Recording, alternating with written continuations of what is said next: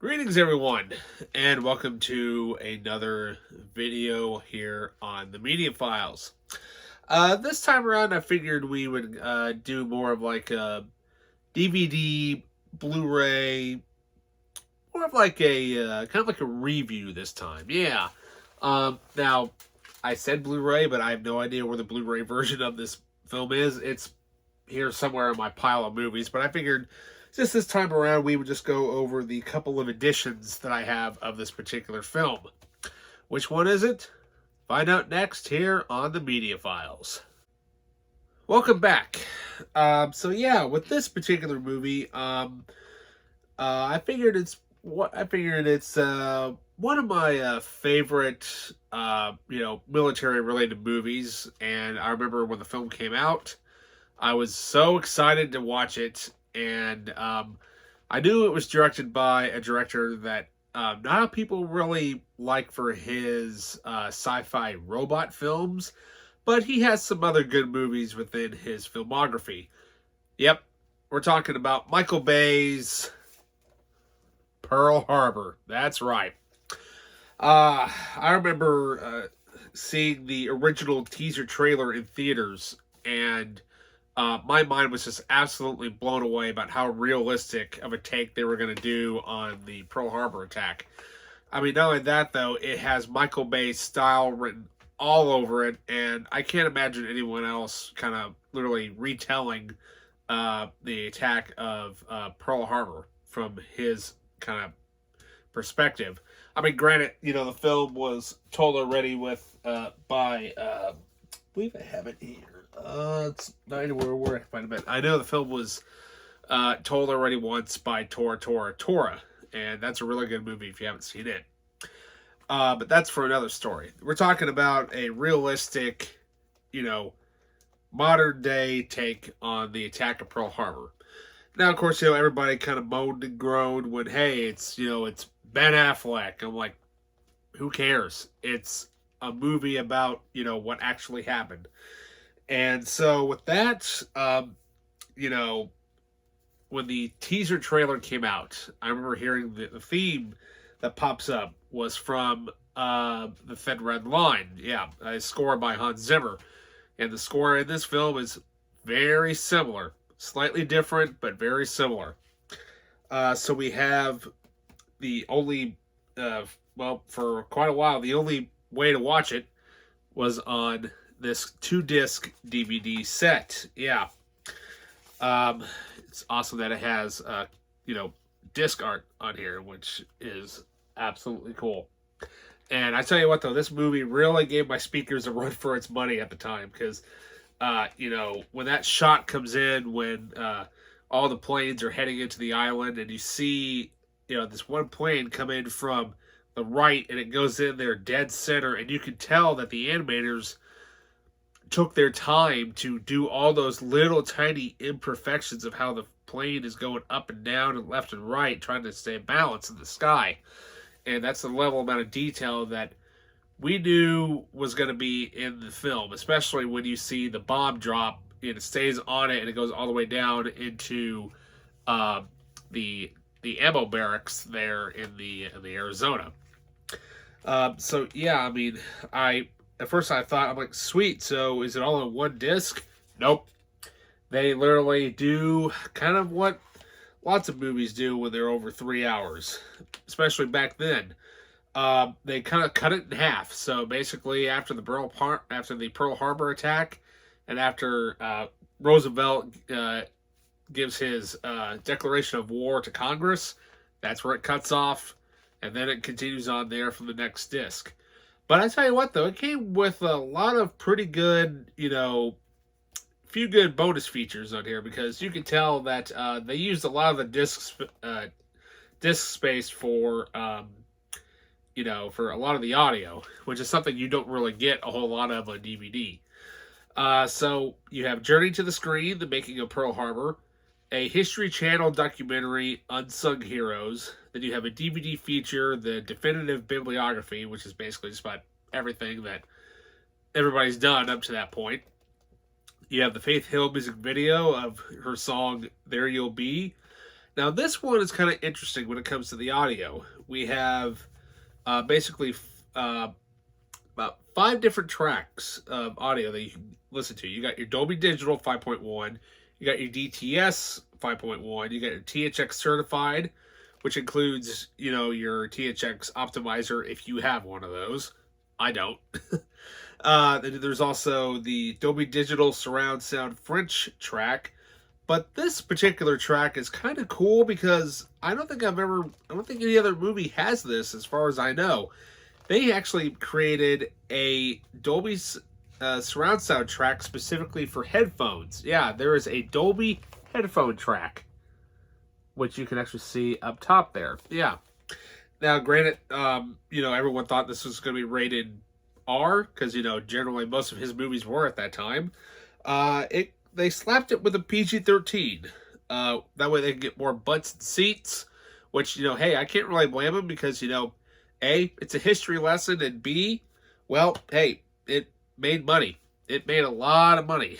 And surprisingly, it did very, very well in theaters. So then a few years later, I'm just kind of browsing around at a video, music store or whatever. Yes, music stores sold DVDs back then. Yeah. Had no idea, but apparently there was another version of the film that came out, and it kind of shot under my radar. The Pearl Harbor Director's Cut. Yeah. Now, this is part of the Vista series, and I don't think the Director's Cut has ever been re-released ever since, and I believe it is actually, it's out of print. So, but I tell you what though, this thing is packed. I mean, absolutely packed with stuff. I mean, you get your slipcover. Then it folds up like an old you get a really cool like a letter that was addressed to Congress by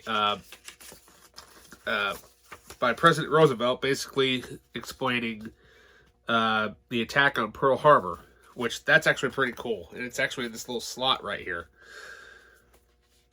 But yeah, and the art book, or not really the art book, but the packaging itself is like I believe it's like a digibook, or not a digibook, but it's just absolutely loaded. I mean, packed with stuff. I mean, you got a booklet within a booklet here. It's very, very hard to show you, but it's you got like a little booklet there about everything, and then you have also here some art cards in like a strap from like looks like the old early 40s. Some premium artwork there. You got all that there. Then you even have more photos literally in the back. I mean, this thing's nuts. I mean, just the amount of detail that they threw in here just for this particular edition. But that though, in here are the discs right here. 4 discs. Yeah. It's a little hard to get out because they actually made it look like that they're in their own individual sleeves. Yeah. Kind of each tells you exactly, which disc it is and what have you. But what's kind of cool about it is that every disc has particular art on it. It's kind of hard to get out. I don't think I'll probably do all of it. We'll probably do this in a closer look video at some point. But yeah, you get 4 discs loaded. I mean, loaded to the brim with extras. Oh yeah, loaded with extras. Big time. Now, what's kind of interesting about this is that 2 of the discs do the same thing that the 60th anniversary edition does. It basically cuts up at the same point. However, this is the R-rated cut. Yeah, this is not PG-13. And it lasts only a minute longer. Yeah. Literally, the only difference between the two is basically during the Pearl Harbor attack sequence. There's just a few extra little frames that were added in to take into effect of how serious the attack actually was.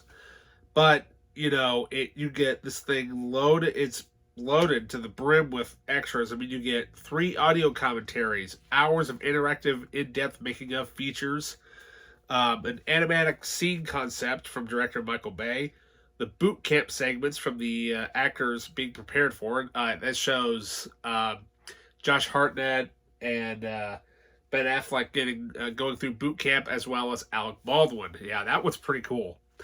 The deconstructing destruction with interactive special features scene, two documentaries from the History Channel, a multi-angle breakdown of action segments, and a lot of it is basically just ported over from this one, which obviously there's not that much here, but this thing, it basically has over 12 hours of new bonus features made specifically for this set. Yeah.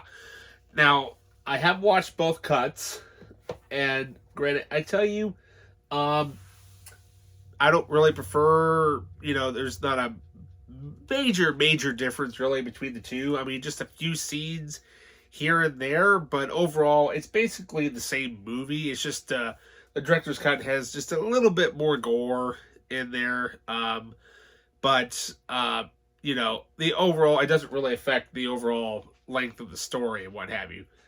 But overall, I mean, if you want to try and track down, both versions of the film, you can. You'll probably end up finding the PG-13 cut pretty easily. The director's cut, you got to search around for it, a little bit. But if you can find it, find it. Now, I do also have this film on Blu-ray, which I'm not sure exactly where it is. I thought it was here in my war section movie, which is down here, and can't find it. But I did do a comparison, and what's great about it is that thanks to Blu-ray, you can actually watch the movie in one sitting. Yeah, there's no having to split the discs up or anything like you've had to do for twice. And there's really, it's just the PG-13 cut. There's really not that much on there, but it sounds even better and it looks even better on Blu-ray because, how the way Michael Bay shot it. So, yeah, so I tell you what though, yes, the movie is kind of campy in certain places, but I've always seemed to look at this movie more from the American perspective than the American/Japanese perspective that Tora does. Yes, they mentioned that. They do kind of go in there a little bit, but Tora does it a little bit better with, their way of explaining of how Pearl Harbor was attacked by the Japanese and how they actually planned the attack out itself. But, overall, what can I say? I'd say, overall, it's probably my third favorite Michael Bay film that he has done. And I have all of his movies up to date, except for, let's see here, which one is it? Six Underground. I know that is specifically on Netflix, but, Netflix, please get that out of physical media. Because, some of us like physical media over streaming. Not to say streaming's bad or anything, but, when you get that rotating blue circle of pain in the assery, you don't have that problem with physical media. It's still going. That's right.